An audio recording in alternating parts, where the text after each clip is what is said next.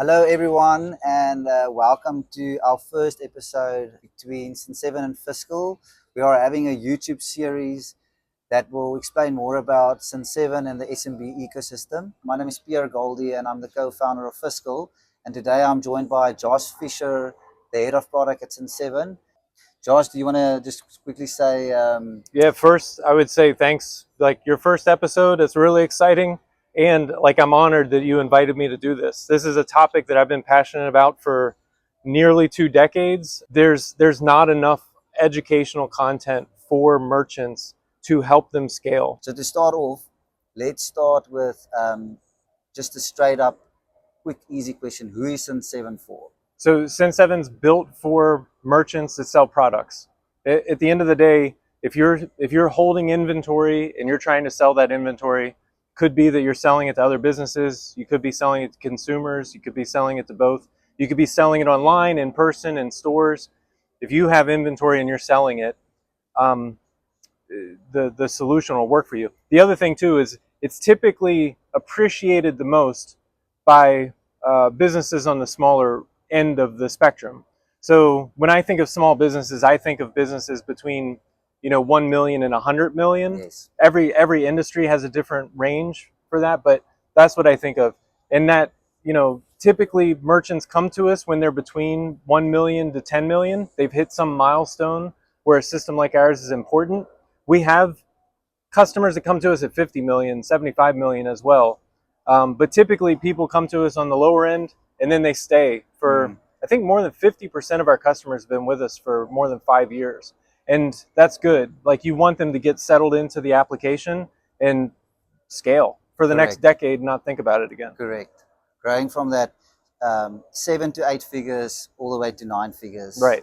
Correct. And if we have to speak about an industry, it's manufacturing, distribution, e-commerce, retail. Yeah. So you're right. It's all kinds of product sellers, manufacturers, distributors, retail, e-commerce brands, and then vertical wise, it's all over the place. You look at the data; it's so interesting. It's a wide spectrum, but there's a lot of food and bev, a lot of apparel, a lot of toys, general merchandise, and then you have some industrial suppliers. They're selling construction materials and stuff like that. So pretty wide spectrum.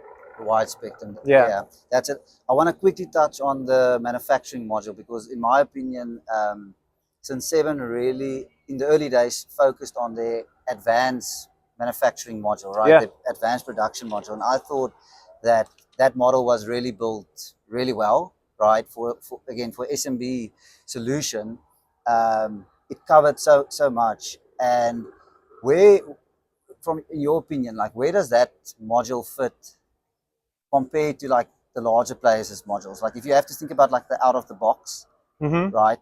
Compare that with customizing an advanced manufacturing module. How do you weigh that up? Okay, so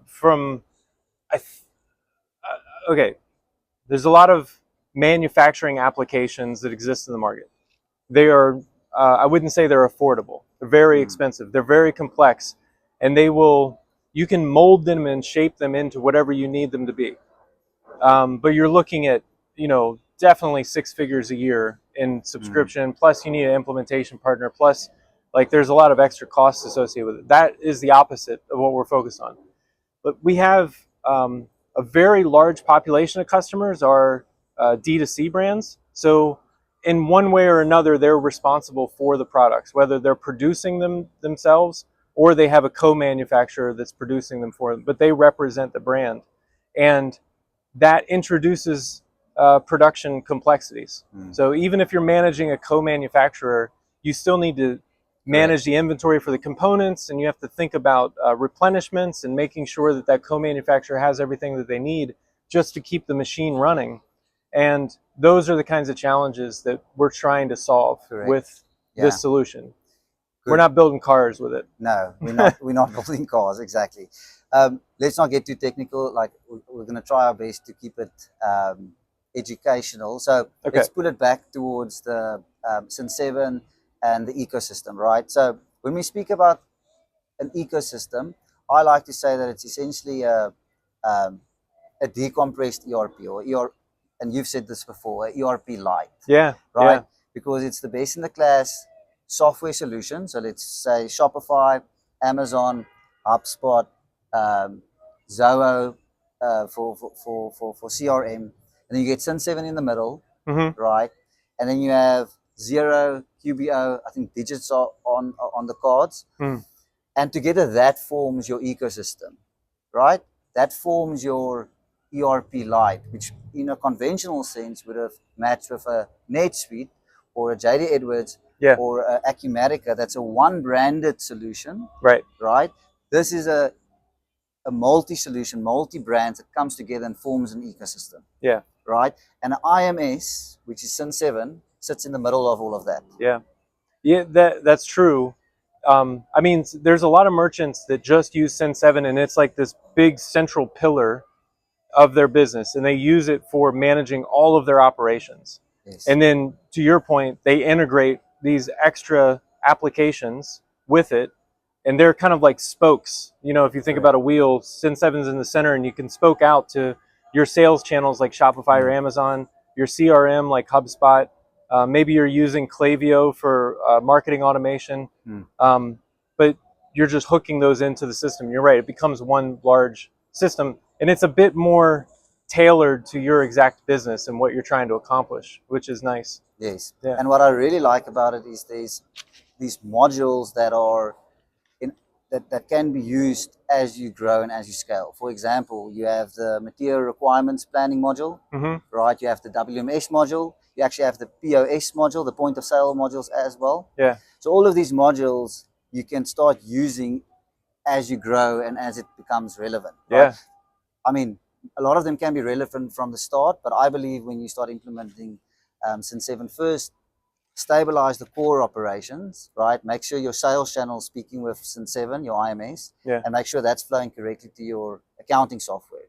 After that's stabilized, we can start speaking about adding these additional modules so that this entire financial operating system or this ecosystem delivers accurate data to make informed business decisions. Yeah. Right? Yeah. So you came from the ERP space though, right? That your previous position, I believe, was also in the product space at Acumatica. So just again, let's speak about what is an ERP and explain how that differs from an IMS. So, okay, when I think of an ERP, it's one application that represents all the different, you can think about it like all the different departments in your business. It's one application where different departments are logging in and they're updating data and they're updating systems so that whenever they make an update, other departments get results from those updates. So maybe a salesperson adds a customer. Now they're managing that customer inside the system, but then the fulfillment department gets an order and they have to fulfill. They're not jumping between systems to get the information they need in order to do their job. What's really important is, I mean, we're talking about numbers at the end of the day. You're talking about a ledger that's tracking your accounting, and you're talking about all your inventory numbers across multiple warehouses. And by having all of that data in one system, you can trust it. Like that ledger is, you know, it's like a snapshot of your business reality. And whenever you have that reality in 10 different places, it can get out of sync and you don't know what's true, what is reality. By having it in one system, it really benefits you. The big difference between like an ERP like Acumatica and Cin7 is we have strong partnerships with Xero and QuickBooks, and we handle all of the operations. So Cin7's like the backbone operations system. And then we have a really solid integration with Xero and QuickBooks for the financials. And that's the big piece that we're missing. You can handle some financials in Cin7. Not recommended. Yeah, but yeah, exactly. I don't recommend it. And actually, that was one of the big lessons learned while I was at Acumatica. There were all these D2C brands that were coming to us and they were ready for the next step, but they didn't want to abandon QuickBooks. They didn't want it. That seemed painful to them. They couldn't find an accountant that would work with them on a system like Acumatica. They wanted to stay with QuickBooks, and ERPs don't have an answer for that. It's like if you're coming to us, you're using our system. I think that's a major advantage that we have, especially for that smaller market. Okay, and if we think about, because that's obviously important, right? I spoke a bit about the one branded versus using multiple brands that's best in class, or brands or software solutions. But when would you say, when do you go with an ERP? Because there's obviously pros to going with a full-blown ERP. When do you go with that, and when do you go with an IMS? It really has to do with complexity. So as your business matures, additional layers of complexity are going to be introduced. Maybe you're growing internationally, and now there's challenges around working internationally that you haven't dealt with in the past. And a smaller system like Cin7, you may hit some limits, right? It could be just like the number of warehouses that you're opening. You know, Cin7, we have customers with, you know, over a dozen warehouses, but there are businesses that I've met that have 20 warehouses around the world, and they're like shipping cargo to each other. There's all kinds of challenges that get introduced.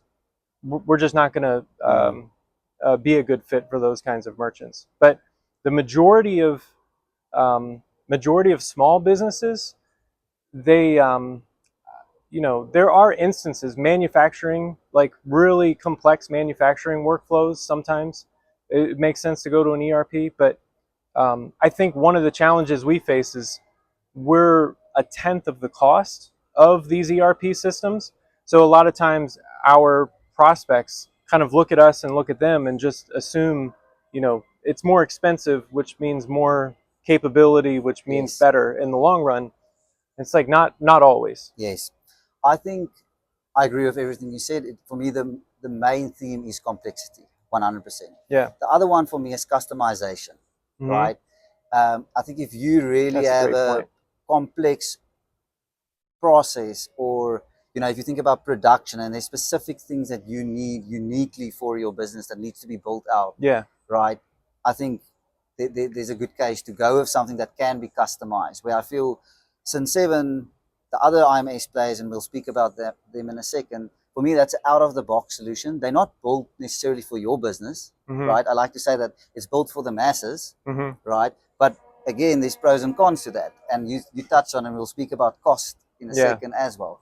Let's quickly speak about the IMS landscape, because there's a lot of competitors. Someone actually asked me the other day, they were saying, why are there only 2 accounting partners? QuickBooks, Xero, let's just go with that. I know there's more, but why are there so many IMS solutions, right? Because if we start racking a few up here, let's just, I think I'll get to 5 pretty quickly. Katana, Unleashed, right? Finale. You said Luminous the other day, Fulfill.io. Anyway, I'm sure there's a few more. I'm hitting a blank now. I'm sure you'll. Why are there so many? You know why I think it is? There's general accounting principles that everyone must follow. And you know, when it comes to, it doesn't matter if you're running a restaurant, if you're selling products online, if you have a barber shop, if you have a construction company, there are accounting principles that every business follows. So the lack of variation, I think, is what leads to 2 applications that are really popular. And one of those applications grew in New Zealand, and the other one grew in America. And it's like they were satisfying 2 different sides of the globe. When it comes to running the operations of a product business, you could argue there's thousands of different ways to do it. There's thousands of different complexities that get added in. You know, like you brought up manufacturers before. And when you think about manufacturers, you know, you imagine a warehouse and machines and people building, but actually there's like 10 different ways that you can operate a manufacturing company. You know, you can rely 100% on yourself. You get raw materials and you manufacture. Like I said, you can co-manufacture. So you're sending out your raw materials to somebody else and they're building what you need. Maybe you do half and half. Very direct question. Why Cin7 and not all of those other IMSs I just called out? I mean, everybody has their place in the market, right? And like some of the solutions that are in the market are strong solutions. I think where what we focus on is really trying to help merchants with the granular details. You know, like the example I always use is just calculating landed costs. There's so many different variants to what leads to your actual margin and your per unit profitability. And you could easily say, I bought it for this, I sold it for that, that's my margin. And in some businesses, maybe that's totally satisfactory. But in reality, the cost that you bought for that item is one variable of maybe 10. And, we want to make sure that you're accounting for all those 10 so you're getting the most accurate information possible. And that's the level of depth and breadth that we go into. That one example of, several. Yeah. Okay. That's a good answer. I think mine would be probably the ecosystem, right? Yeah. Again, it's the amount of connections and native APIs that are already facilitated for you. Yeah. So it's essentially a very easy plug and play to get your specific tools that you probably are working with already. If you're selling into retail, SPS Commerce, right? Most of our clients are using SPS Commerce for EDI. So then, well, Cin7 works with EDI, right? I'm on QuickBooks. Well, it works with Cin7. So I think time in the market, in a sense, like how long Cin7 has actually been around. I mean, I think it was founded in 2012. Yeah. You set it out in Australia, and then it was acquired, I believe, in 2021 by Cin7. So, and then it was obviously very much focused, or now it's very much focused on the US market, right? Yeah. So playing exactly into all the retailers and ensuring that it's equipped for the US market. So I think, there's a lot of, growth and just progression that has been made to facilitate that. Yeah. I think that, you make a great point. The integrations, every business that I talk with, they have somebody that they want to connect with. And sometimes it's the common brands like Shopify and Amazon and QuickBooks and Xero. And then sometimes there's businesses that come to you and they have a very industry specific application that they want to integrate with. You may have never heard of it before, but having that API and making it as easy as possible for them is so important. Yes. Yeah. Yes. Okay, let's pull it back to, we were speaking about the IMS and the ERP landscape.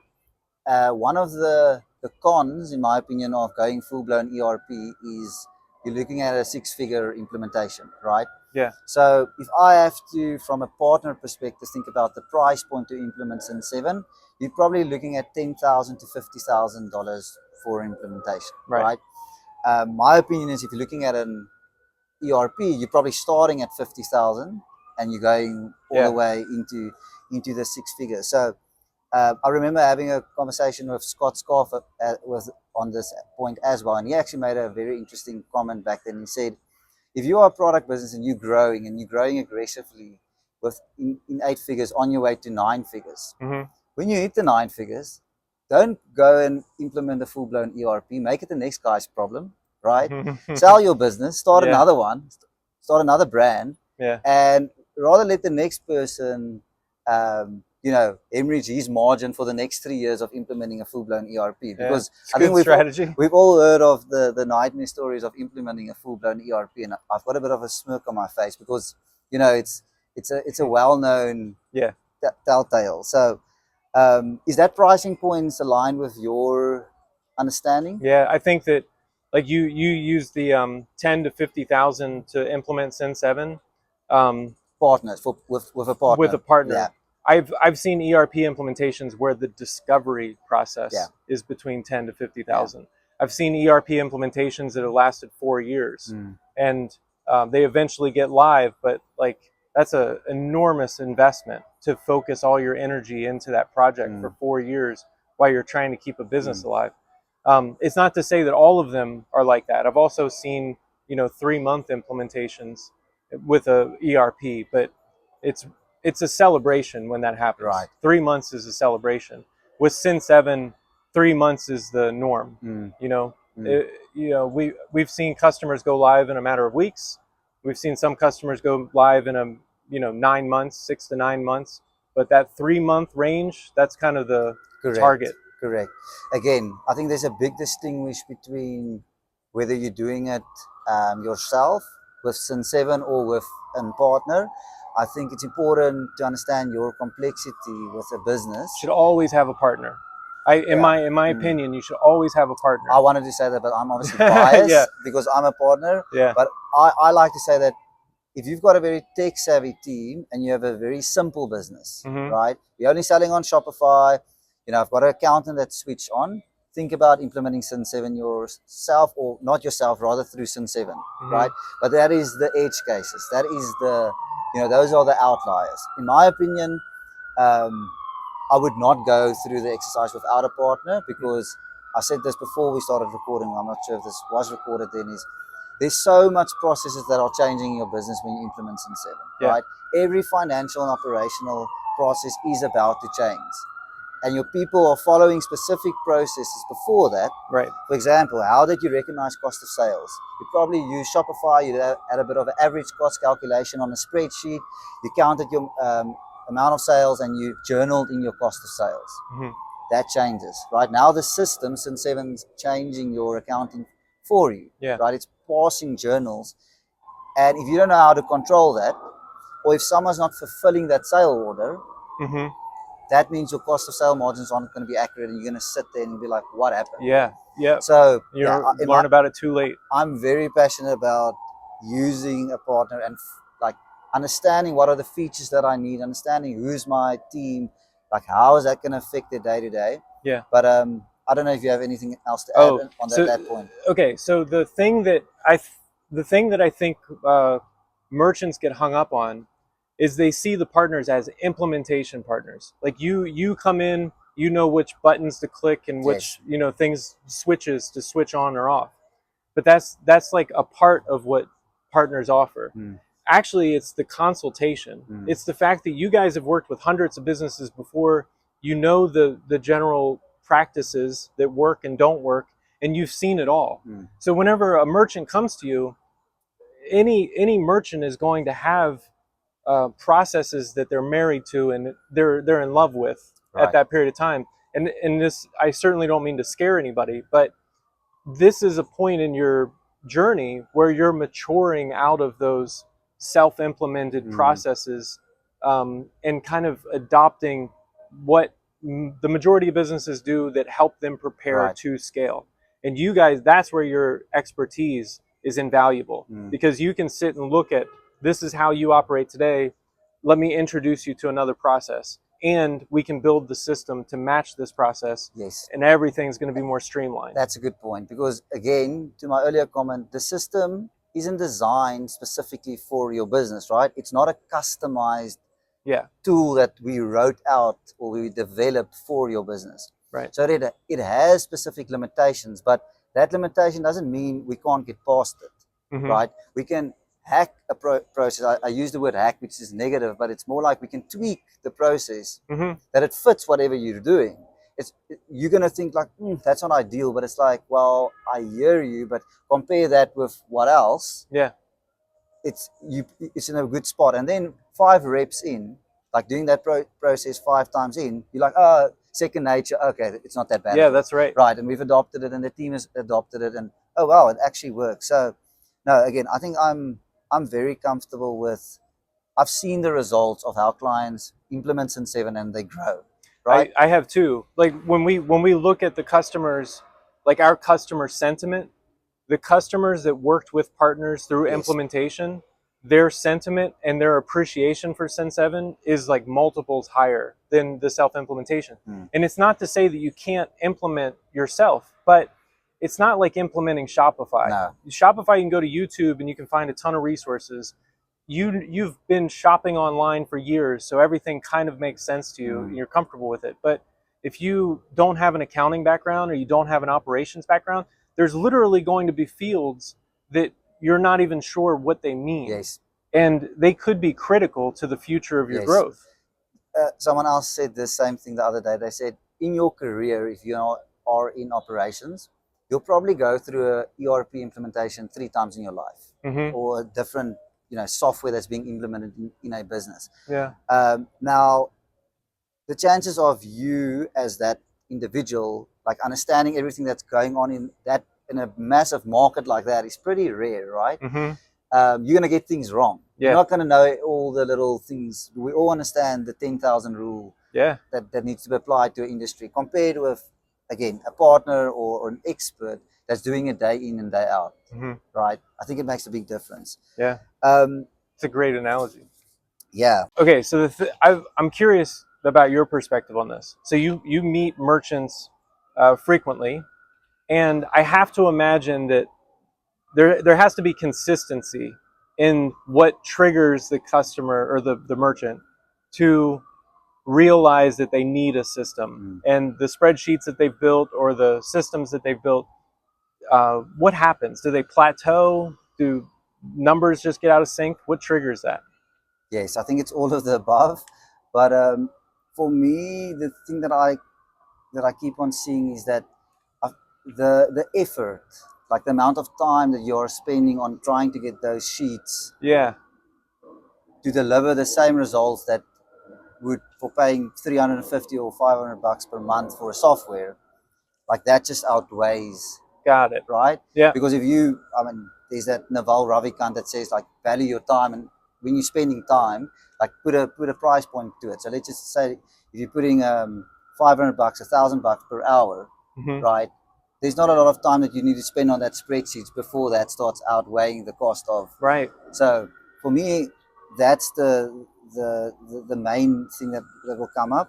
What are the things? Is it like financial reconciliation or? I think it's just keeping track of your stock, right? Just like Oh, wow. simple, like just like how much stock do I have? Yeah. I like to say that, you know, when you're in an inventory business, your stock is your cash. Yeah. Right. Oh, So keeping track of it, it's pretty important part of your business, right? I think that is your business. So if you're not keeping track of it, and you know, if you lose 1 year or there, you're gonna have some issues, right? So I think just keeping track of it, firstly, but then secondly, margins. Yeah. Right, understanding, like, think about, I'm sending you know, a case from wherever it's landing here. Now I have to go do some calculations, volumetric weight, allocate that landed cost to my products. Think about those calculations. Now another one comes in, but I still have inventory left. Am I using average cost now? Am I doing FIFO, first in, first out? Just that basic stuff. Like if you have to start doing that at the time it takes you to just calculate that, I mean, I think that is the Oh, so you see people that are trying to mature in their business, but they're doing it with these spreadsheets, or they've figured it out. yes. And then instead of it being like a 5 minute click a button and everything updates for them, it's like 5 hours of checking in 5 different places. Correct. So it's Wow. that effort that you're putting into getting the same result that, in my opinion, software will give you. Yeah. Right. I think that's the main one. The other one is obviously just sales channels. Like if you have Amazon, Shopify, you're selling into retail, you've got point of sale systems. Those are typically where clients are like, wow, I need to reconcile all of this into one system. So it's starting to get out of control. What kinds of questions do they have when they come to you? Like what are they, where are they blindsided, or what do they not understand that you kind of help them understand? I think what I try to help them understand is just understanding, and I said it earlier, that this is an investment, right? So everything I just said is all good and well, but there's still this investment that you as the business owner has to make into your company, right? You're gonna have to spend resources. We speak about people, process, technology, right? Essentially that ties up into operations, but those three needs to now change and align to this business transformation. So what I see they underestimate is thinking that it's going to be simple, it's going to be a flick of a switch, right? So the questions that they ask us, for me, it feels like they don't consider that. They consider how much does Cin7 cost, right? Or like how much is that, or how much is this? But it's not. It's much more than that, because everything changes. Yeah, gotcha. So they see it as a plug-in. They see it as a plug and play. Yeah. And I think sometimes the market distinguishes that IMS is plug and play and ERPs is not plug and play, and that's not true. Like IMS is still, there's still a lot of changes happening, and approaching that in the right manner, diligently, is critical. Right. Yeah, that's interesting. This is a good question about customers that are already on Cin7. Why and when do they come to you for help? Well, 70% of my work is saves, right? Is it? And not net new implementation. So yeah, our business is built on clients coming to us from, They're saves from self-implementations or yes, saves from other partner well, implementation? all Either. of the above as Yeah. well. Yeah, but mostly either they went like with the Cin7, Hmm. like Yeah. the quick, I don't know, 2 weeks, whatever. Yeah. But yeah, as soon as that Cin7 is integrated into QBO, that's when the fun starts, right? Yeah. Because again, now everything someone does not do correctly within Cin7 affects my accounting. Right. And being able to reconcile that, because right, if I've got an open purchase order that hasn't fully been closed out, i.e., the stock has been received, the invoice has been received to that purchase order, it's cleared, everything reconciles 100%. Yeah. That has an effect on my accrued inventory. Yeah. Right. And if I have a sale order and it's unfulfilled, my COGS is not pushing through to QBO, which means my GP margins are going to be all over the place. Right. So those kind of things, I think, is the main things that we deal with when clients approach us. And what sits behind that? It's what sits behind that is processes not followed correctly within Cin7. Mm-hmm. That discipline, right? Closing stuff out, like understanding if I do not follow the right process, how that affects my accountant. Mm-hmm. The thing is, like, where does one go to be educated about these topics, right? Like you can go to college. I mean, you can go to Duke and get a PhD in supply chain management, but there's very few people that do it. But it's not like you're taught this in high school. Even accounting basics, correct. It's not stuff that you learn as a kid. And I think that everyone just figures it out as they go. It's like the school of hard knocks. Yes. But actually, there are proven methodologies, and that's the one thing that I wish that message could be spread to all merchants. There is a way to do this, and there is a way to do this optimally. But all of that insight is locked up in people's heads. Right. I can't send you to the library to get a book. 100%. Yeah. That's a really good point. We also like to say, like, when you are going to go live, things are not going to go as you think it's going to go, right? Yeah. Let's manage your expectations right now. Like, you're probably not going to like me for the first month or two after that we've gone live. Yeah. But just be patient, just see this through. Like, this will work out. We've got a lot of clients that we've seen the success with. Just trust the process. Right. Right. So yeah, you make a really good point that, and I'm tweaking a little bit, but this is not as easy, and there's no, who do you hire out there, right? Like, try to find an accountant or try to find an operational person that has Cin7 experience. Probably going to be pretty light. Yeah. Right. It's going to be pretty light. Yeah. They are, and they, in my opinion, are unicorns if they know what they're doing. Right. Especially if they know selling online, Cin7, and accounting. Yes. It's like those are three totally different topics. Yes. And having knowledge on all of those things is, correct. You're right, it's a unicorn. Yes.